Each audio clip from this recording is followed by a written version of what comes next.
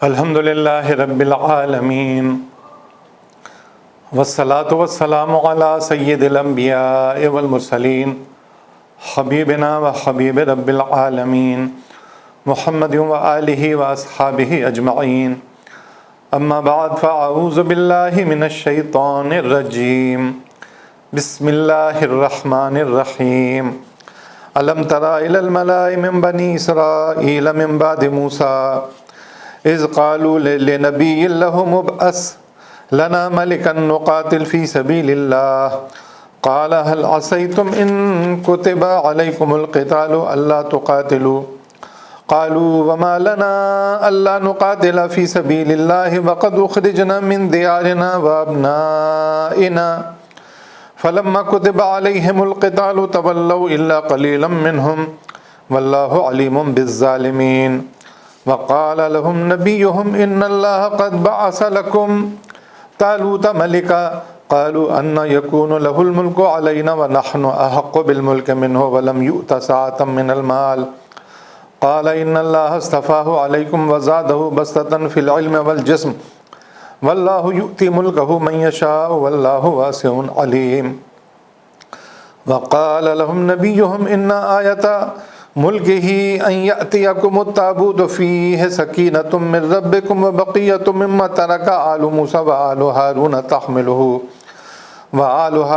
تحمله الملائكة إن في ذلك لآيات لكم إن كنتم مؤمنين تلك آيات الله نتلوها عليك بالحق وإنك لمن المرسلين صدق اللہ مولانا العظیم۔ سورہ بقرہ کی آیت نمبر 246 سے 252 ہے۔ اللہ رب العالمین فرماتے ہیں پھر تم نے اس معاملے پر بھی غور کیا جو موسیٰ کے بعد سرداران بنی اسرائیل کو پیش آیا تھا۔ انہوں نے اپنے نبی سے کہا ہمارے لیے ایک بادشاہ مقرر کر دو تاکہ ہم اللہ کی راہ میں جنگ کریں۔ نبی نے پوچھا کہیں ایسا تو نہ ہوگا کہ تم کو لڑائی کا حکم دیا جائے اور پھر تم نہ لڑو؟ وہ کہنے لگے بھلا یہ کیسے ہو سکتا ہے، ہم راہ خدا میں نہ لڑیں جبکہ ہمیں اپنے گھروں سے نکال دیا گیا اور ہمارے بال بچے ہم سے جدا کر دیے گئے ہیں، مگر جب ان کو جنگ کا حکم دیا گیا تو ایک قلیل تعداد کے سوا وہ سب پیٹھ موڑ گئے، اور اللہ ان میں سے ایک ایک ظالم کو جانتا ہے۔ ان کے نبی نے ان سے کہا کہ اللہ نے طالوت کو تمہارے لیے بادشاہ مقرر کیا ہے۔ وہ یہ سن کر بولے ہم پر بادشاہ بننے کا وہ کیسے حقدار ہو گیا؟ اس کے مقابلے میں بادشاہی کے ہم زیادہ مستحق ہیں، وہ تو کوئی بڑا مالدار آدمی نہیں ہے۔ نبی نے جواب دیا اللہ نے تمہارے مقابلے میں اسی کو منتخب کیا ہے اور اسی کو دماغی اور جسمانی دونوں قسم کی اہلیتیں فراوانی کے ساتھ عطا فرمائی ہیں، اور اللہ کو اختیار ہے کہ اپنا ملک جسے چاہے دے، اللہ بڑی وسعت رکھتا ہے اور یہ سب کچھ اس کے علم میں ہے۔ اس کے ساتھ ان کے نبی نے ان کو یہ بھی بتایا کہ خدا کی طرف سے اس کے بادشاہ مقرر ہونے کی علامت یہ ہے کہ اس کے عہد میں وہ صندوق تمہیں واپس مل جائے گا جس میں تمہارے رب کی طرف سے تمہارے لیے سکون قلب کا سامان ہے، جس میں آل موسیٰ اور آل ہارون کے چھوڑے ہوئے تبرکات ہیں، اور جس کو اس وقت فرشتے سنبھالے ہوئے ہیں۔ اگر تم مومن ہو تو یہ تمہارے لیے بہت بڑی نشانی ہے۔ جیسا کہ آپ دیکھ رہے ہیں کہ اس میں اللہ رب العالمین ان آیات میں جو بات فرما رہے ہیں کہ موسیٰ علیہ السلام کے بعد جو سرداران بنی اسرائیل تھے ان کو دنیا لگ گئی تھی، اور وہ اس بات کا تقاضا کرنے لگے کہ ہمارے اوپر کوئی بادشاہ مقرر کر دو۔ جو نبی تھے ان کے اس زمانے میں اور اس زمانے میں جو موجود تھے انہوں نے کہا کہ تم یہ بات کیوں کر رہے ہو، بادشاہ کیوں چاہ رہے ہو؟ بادشاہ لوگ تو ظلم کرتے ہیں، زیادتی کرتے ہیں، تمہارے اندر تو کوئی خلیفہ کوئی ایسا ہونا چاہیے جو تمہارا سربراہ ہو، جو سب سے نیکوکار ہو اور اللہ رب العالمین کا بندہ بن کر رہے، تمہارے ساتھ حق اور انصاف کے ساتھ انصاف کی بات کرے۔ لیکن انہوں نے کہا کہ ہمیں بادشاہ چاہیے۔ ان کا خیال یہ تھا کہ چونکہ ہم سرداران بنی اسرائیل ہیں تو ہمارے اوپر کوئی بادشاہ بن جائے گا یا کوئی اور بادشاہ میں مل جائے گا۔ بادشاہ جب مل جاتے ہیں، بادشاہ جب ہوتے ہیں تو پھر ظاہر ہے ان کے زمانے میں سب چیزیں حلال ہو جاتی ہیں، جس کو چاہتے ہیں حلال کرتے ہیں، جس کو چاہتے ہیں حرام کرتے ہیں، اللہ کی شریعت پر اللہ کے دین پر تو نہیں چلتے ہیں۔ تو نبی نے اس زمانے میں جو ان کے اوپر نبی تھے انہوں نے کہا کہ بھائی اس قدر جاہلیت کی بات تم کیوں کر رہے ہو؟ خلافت کو چھوڑ کر تم بادشاہت مانگ رہے ہو۔ اللہ تو چاہتا یہ کہ تمہیں خلیفہ کوئی عطا کرے۔ سموئیل نبی تھے اس زمانے میں جنہوں نے ان سے یہ سب باتیں کی، لیکن انہوں نے کہا نہیں صاحب ہمیں تو بادشاہ چاہیے۔ تو حضرت سموئیل نبی نے ان سے کہا کہ کہیں ایسا تو نہ ہوگا کہ تم کو لڑائی کا حکم دیا جائے پھر تم نہ لڑو. وہ کہنے لگے کہ بھلا یہ کیسے ہو سکتا ہے کہ ہم رائے خدا میں نہ لڑیں؟ ہم تو چاہتے ہیں کہ ہم لڑیں. ہمیں تو ہمارے گھروں سے نکال دیا گیا ہے، ہمارے بال بچے ہم سے جدا کر دیے گئے ہیں. اور پھر وہی ہوا کہ جب ان کو جنگ کا حکم دیا کہ دیکھ گروہ قلیل کے سوا سب پیٹھ موڑ گئے. اللہ ان ظالموں میں سے ایک ظالم کو جانتا ہے. ان کے نبی نے ان سے کہا کہ اللہ نے تمہارے لیے طالوت کو تمہارے لیے بادشاہ مقرر کیا ہے. اور وہی بات وہ یہ سن کر بولے کہ طالوت ہم پر بادشاہ بننے کا کیسے حقدار ہو گیا؟ اس کے مقابلے میں ہم بادشاہی کے زیادہ مستحق ہیں، وہ تو کوئی بڑا مالدار آدمی نہیں ہے. نبی نے جواب دیا کہ اللہ نے تمہارے مقابلے میں اسی کو منتخب کیا ہے اور اسی کو دماغی اور جسمانی دونوں قسم کی اہلیتیں فراوانی کے ساتھ عطا فرمائی ہیں. اور اللہ کو اختیار ہے کہ اپنا ملک جیسے چاہے دے. اللہ بڑی وسعت رکھتا ہے، یہ سب کچھ اس کے علم میں ہے. اس کے ساتھ نبی نے ان کو یہ بھی بتایا کہ خدا کی طرف سے اس کے بادشاہ مقرر ہونے کی علامت یہ ہے کہ اس کے عہد میں وہ صندوق تمہیں واپس مل جائے گا. وہ صندوق جو ان سے گم ہو گیا تھا کسی سبب سے، جس میں حضرت موسیٰ اور حضرت ہارون علیہ السلام کی تبرکات تھیں، اس میں وہ تختیاں تھیں جس پر اللہ رب العالمین نے احکامات بھیجے تھے لکھ کر حضرت موسیٰ علیہ السلام کے ذریعے، اسی صندوق میں تھیں. اور ایک خیال یہ ہے کہ اسی صندوق میں حضرت موسیٰ علیہ السلام کا وہ عصا، وہ لاٹھی، وہ بھی اسی صندوق میں تھی. اتنے بڑے بڑے تبرکات اس کے اندر تھے. اور وہ بنی اسرائیل کی جو قوم ہے وہ یہ سمجھتی تھی کہ یہ تبرک ہمارے لیے اگر ہمیں مل گیا تو ہمارے لیے بڑی عزت کی بات ہوگی. اور اس صندوق کے چھن جانے سے ان کے اندر کم ہمتی پیدا ہو گئی تھی، ان کے اندر کمزوری پیدا ہو گئی تھی. ان کے اندر جو خودی ہوتی ہے، جو اپنے آپ کو فخر ہوتا ہے، وہ فخر ختم ہو گیا تھا.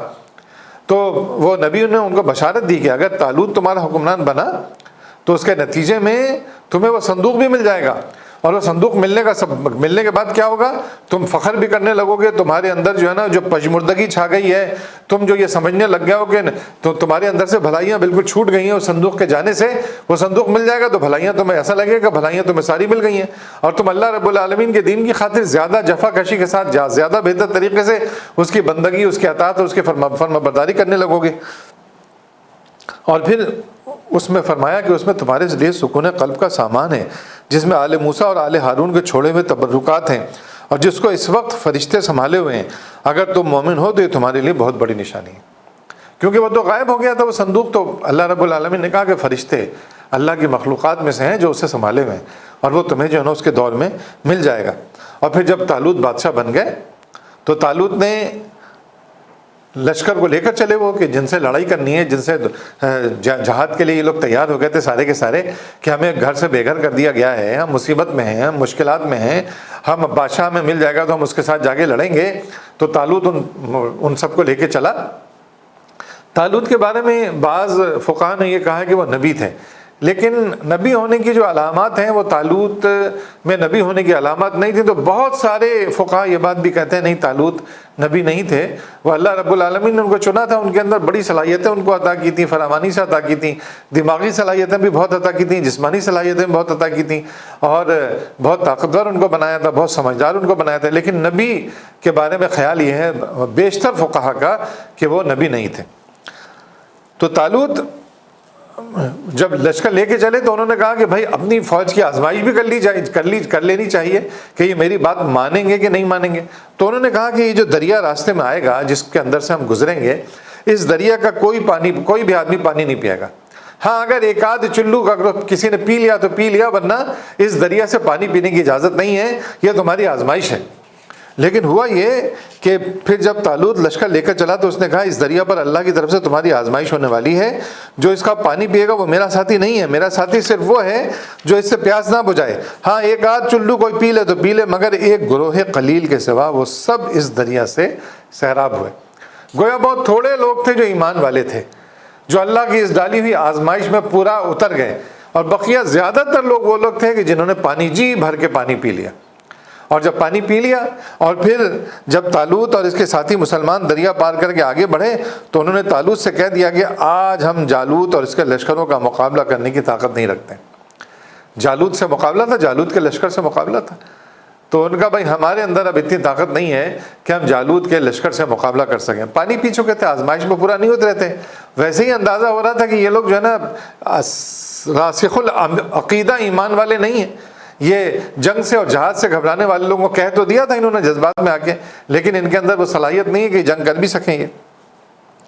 لیکن جو لوگ یہ سمجھتے تھے کہ انہیں ایک دن اللہ سے ملنا ہے, انہوں نے کہا بارہا ایسا ہوا ہے کہ ایک قلیل گروہ کم من فئۃ قلیلۃ غلبت فئۃ کثیرۃ باذن اللہ واللہ مع الصابرین. صبر کی صلاحیت ہے یہ کہ اللہ کے دین کی خاطر آدمی ڈٹ کر مقابلہ کرے, پیٹھ نہ پھیرے, تو تھوڑا بھی ہوگا تو اللہ رب العالمین اسے کامیابی عطا فرمائیں گے. اللہ رب العالمین نے فرمایا نا اپنے نبی صلی اللہ علیہ وسلم سے, یا ایھا النبی حرض المؤمنین علی القتال ان لم یؤمنوا بہذا, اور پھر فرمایا کہ تم میں سے 20 لوگ ہوں گے تو 200 پر بھاری ہوں گے. 20 لوگ کون سے؟ صبر کرنے والے 20 لوگ ہوں گے. تو یہاں بھی دیکھیے صبر ہی کی تعریف بیان کی گئی کہ واللہ مع الصابرین. اور پھر فرمایا کہ اللہ صبر کرنے والوں کا ساتھی ہے.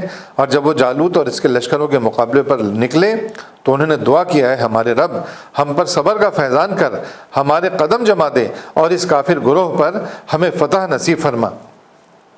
اور اس کے بعد اگر آیت نمبر 251 بھی ہم دیکھ لیں, 249 اور 250 بھی ہم نے پڑھ لی ہے, 251 بھی اگر ہم دیکھ لیں, جس میں اللہ رب العالمین فرماتے ہیں فَحَزَمُوا بِإِذْنِ اللَّهِ وَقَتَلَ دَاوُودُ جَالُوتَ وَآتَاهُ اللَّهُ الْمُلْكَ وَالْحِكْمَةَ وَعَلَّمَهُ مِمَّن يَشَاءُ وَلَوْلَا دَفْعُ اللَّهِ النَّاسَ بَعْضَهُم بِبَعْضٍ لَفَسَدَتِ الْأَرْضُ وَلَكِنَّ اللَّهَ ذُو فَضْلٍ عَلَى الْعَالَمِينَ. کیا فرمایا پھر؟ آخرکار اللہ کے اذن سے انہوں نے کافروں کو مار بھگایا اور داؤد نے جالوت کو قتل کر دیا. اللہ نے اسے سلطنت اور حکمت سے نوازا اور جن جن چیزوں کا چاہا اس کو علم دیا. اگر اس طرح اللہ انسانوں کے ایک گروہ کو دوسرے گروہ کے ذریعے ہٹاتا نہ رہتا تو زمین کا نظام بگڑ جاتا. لیکن دنیا کے لوگوں پر اللہ کا بڑا فضل ہے کہ وہ اس طرح دفع فساد کا انتظام کرتا رہتا ہے. دنیا میں بہت سارے بادشاہ, بہت ساری حکومتیں جب بالکل فساد پر مبتلا ہو جاتی ہیں, فساد در فساد کرنے لگتی ہیں, تو پھر اللہ تعالیٰ کی سنت دنیا کے لیے یہ ہے کہ پھر اللہ رب العالمین اپنے بندوں کے لیے اپنے بندوں پر سے اس مصیبت کو ٹالتا ہے اور ایک بہتر گروہ کو دنیا کا امام اور دنیا کا سربراہ بنا دیتا ہے. تو جب بھی ابھی بھی جیسا ایسا لگتا ہے کہ جیسے امریکہ اور یورپ والے جو ہیں جس قدر ظلم کرنے لگ گئے تھے انسانوں پر, معمولی بات پر ہزاروں ٹنوں کھربوں ٹن اسلحہ بارود برسانے لگ گئے تھے, اللہ رب العالمین نے کیا کیا, ایک چھوٹا سا وائرس چھوڑ دیا اور سب کی جو فخر تھا, غرور تھا, بڑائی تھی, سب کی اکانومی تباہ ہو گئی, برباد ہو گئے اور افغانستان سے اس طرح نکل کر بھاگ رہے ہیں کہ جیسے پتہ نہیں ان کو کیا ہو جائے گا. حالانکہ سپتمبر کی آج جو ہے 2 جولائی ہے اور سپتمبر کی لاسٹ ڈیٹ دی ہے امریکہ نے, لیکن اگلے ہی ہفتے جو خبر آ رہی ہے افغانستان سے وہ یہ آ رہی ہے کہ وہ اگلے ہی ہفتے ساری فوج کو وہاں سے نکال رہا ہے. ایسا گھبرایا ہوا ہے. تو اللہ رب العالمین دفع فساد کا انتظام کرتا رہتا ہے کہ بہتر لوگ آئیں, انسانیت کو بھلائی ملے, انسانیت مصیبت سے نکلے. اللہ رب العالمین دفع فساد کا انتظام کرتا رہتا ہے. اور اے محمد صلی اللہ علیہ وسلم تم یقیناً ان لوگوں میں سے ہو جو رسول بنا کر بھیجے گئے. مطلب پیچھے جو سارا قصہ تھا طالوت کا, جالوت کا, کسی کے بادشاہ بننے کا, داؤد علیہ السلام کا, یہ سارا جو قصہ تھا یہ چونکہ تاریخ کا حصہ تھا اور لوگ جو ہے نا اس سے مانوس نہیں تھے. اور کفار جو ہے اس زمانے میں وہ یہ سمجھ رہے تھے کہ ان کو خدا نخواستہ نعوذ باللہ کوئی رومی آ کر سکھاتا ہے. تو یہاں پر یہ بات, اس بات کی وضاحت کی گئی کہ یہ جو آیات ہیں یہ اللہ رب العالمین کی طرف سے نازل کر رہے ہیں. چونکہ آپ رسول ہیں, اللہ رب العالمین نے آپ کو رسول بنا کر بھیجا ہے, پیغمبر بنا کر بھیجا ہے, اس لیے یہ ساری باتیں اللہ رب العالمین آپ کو بتا رہا ہے, آپ کو سمجھا رہا ہے تاکہ یہ جو آیات ہیں ہم آپ کو ٹھیک ٹھیک سنا رہے ہیں. اللہ رب العالمین فرما رہے ہیں یہ اللہ کی آیات ہیں. قرآن مجید جو اصل میں جو قرآن مجید ہے اس کا ایک حصہ ہے اور اس حصے میں جو قرآن مجید اللہ رب العالمین کے پاس ہے جو تمام انبیاء پر جس میں سے آیات نازل ہوتی رہیں اسی کا ایک حصہ ہے. تو اس میں سے اللہ رب العالمین فرما رہے ہیں کہ یہ اللہ کی آیات ہیں جو ہم تم کو ٹھیک ٹھیک سنا رہے ہیں. تو اس میں کسی گھبرانے کی ضرورت نہیں ہے, بالکل ٹھیک واقعات ہیں, بالکل ایسا ہی ہوا تھا. کوئی بھی آدمی اس تاریخ کو ٹھیک ٹھیک بیان نہیں کر سکتا ہے سوائے اللہ رب العالمین کے, چونکہ اللہ رب العالمین اس بات کو جانتے تھے. اور پھر فرمایا کہ آپ چونکہ رسول بھی ہیں اس لیے ہم آپ کو ٹھیک ٹھیک سنا رہے ہیں تاکہ آپ دنیا والوں کو بتا دیں کہ پہلے بھی کیا کیا ہوتا رہا. اقول قولی ھذا استغفر اللہ لی ولکم ولسائر المؤمنین وآخر دعوانا ان الحمد للہ رب العالمین.